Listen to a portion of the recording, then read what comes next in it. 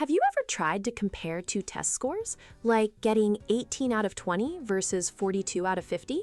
It's tricky.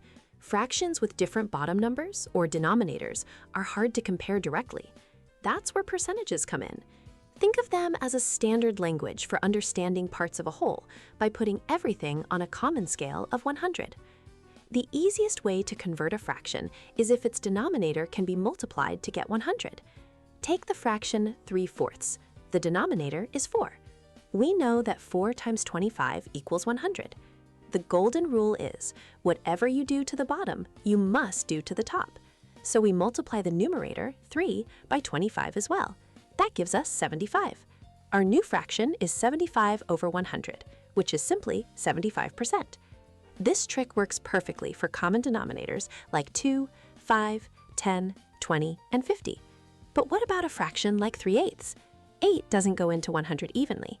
This is where the universal tool, the big boss method, comes in: division. Every fraction bar is just a division symbol in disguise.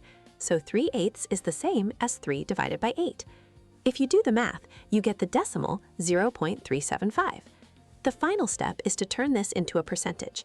You just multiply by 100, which means simply moving the decimal point 2 places to the right. So 0.375 becomes 37.5%.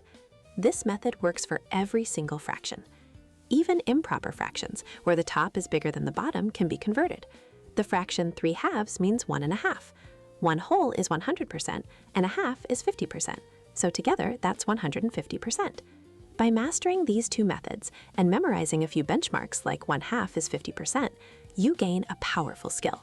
Percentages give you the clarity to compare discounts, understand statistics, and see exactly which test score was better. They turn confusion into comparison.